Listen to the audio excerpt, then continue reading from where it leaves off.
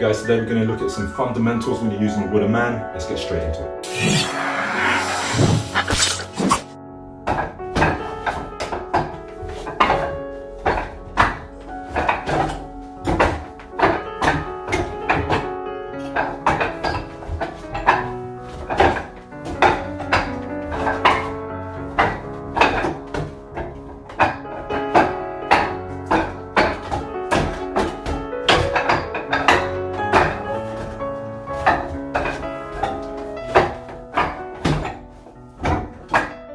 Okay guys, so we're going to build from the ground up, looking at the stance first. But when we look at any component that we're applying within our Wing Chun, we should consider first the intention. Yeah, we've got a stance, we're going to sink low. You've heard all that sort of stuff before. Knees bent, hips forward, spine upright. Hopefully you've heard that before. If you haven't, welcome to the party, happy Christmas. So now you're down here, you're going to use your hips, but we've got to think about where do we want to be?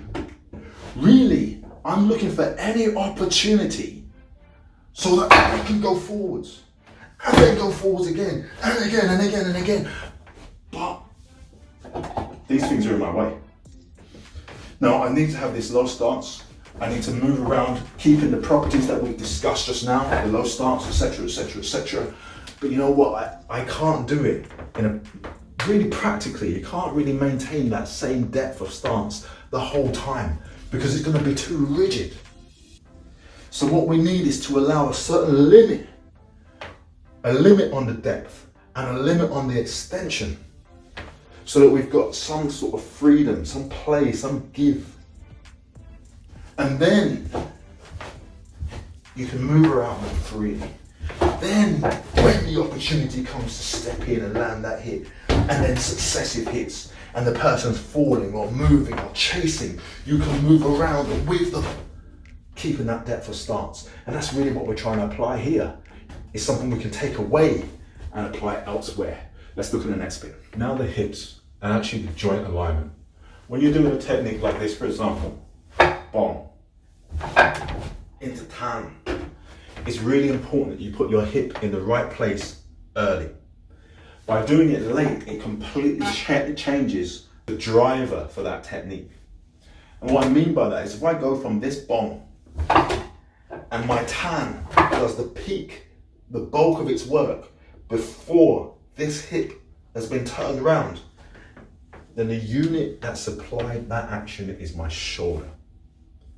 Yeah, and it doesn't matter, even if my pressure is going forwards as it should be, if my hip is not in place, it's still going to be my shoulder, just different muscles within the shoulder to supply that forward action instead of this outward one.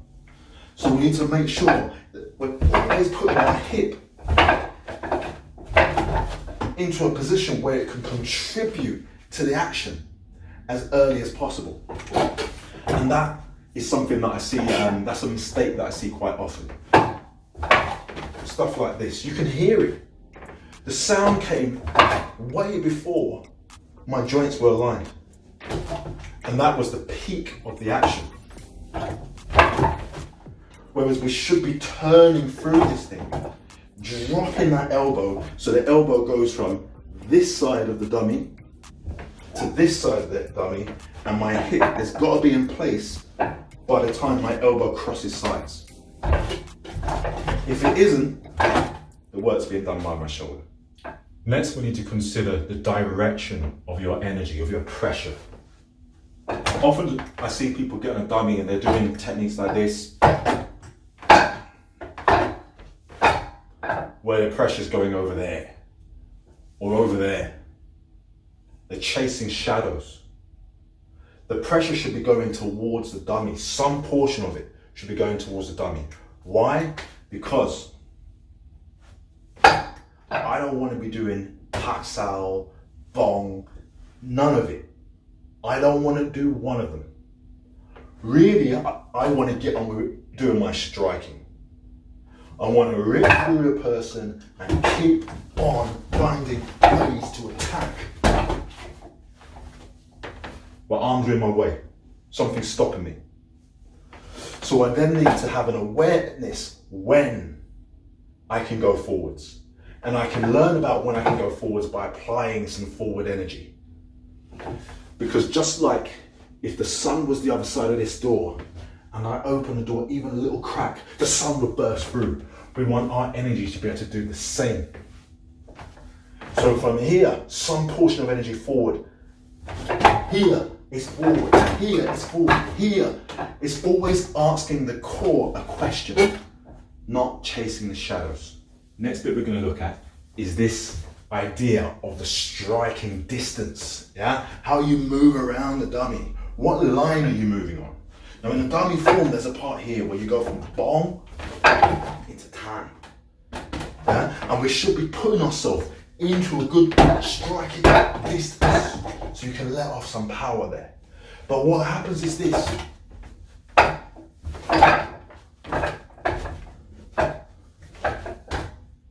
Everything's at the extension of my limb, at the full extension of my limb. If you're going to do a tan sao to palm in the ribs, you're going to put yourself in there so that your elbow's bent on contact and it can go through. But too often, people are putting lotion on their dummies or something. Yeah? Telling that they're there, everything's going to be all right. This is not the person that you need to tell that crap to, right? This is the person you're supposed to be developing your strikes, your control, your sensitivity, etc. So we need to consider the line that we're on when we're approaching a dummy. And to assist that, you got to think about where the contact point is on your arm when you're making contact with it. Often people are making contact points on their wrists.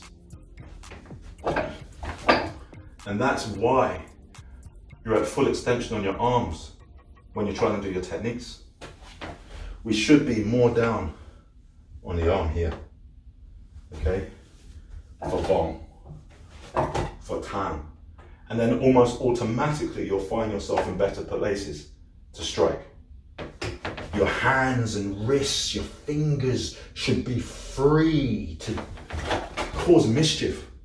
To grab, to hit, to gouge, to pull, to manipulate. It's not going to be free if you're making contact at the wrist all the time. Okay, so the next bit is very simple. It's not necessarily easy to apply, but it's very, very simple. When you're using a dummy, make sure your eye level is where your eyes would be, that sort of height. You don't look down at the arms of the dummy or look down at your own legs. If you don't look at your limbs, they're not necessarily going to fly away. And it's very important that you don't get hypnotized by your own limbs. You focus forwards. You look here, you see a bigger picture because you've got peripheral vision. Now when you're standing this close to someone, you can't see the whole body in one view. You know, that's where the sensitivity comes in anyway, because it gives you a bigger idea of the picture. You're close enough to touch. So you don't need to be like a hamster on a highway looking over the place. Keep your focus true. Okay, so the last thing we're going to look at, very briefly, is the wusao. I've covered this in more detail in a previous video where I also show a technique. If you haven't seen that one, please check it out. It's called wooden dummy drills. Now your wusao should never enter the triangle of your dummy. Never should it go into that territory. It should always be on the outside.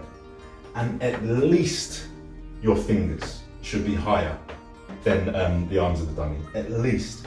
If your whole hand drops below the height of the dummy, consider yourself hit. Last thing on the wusao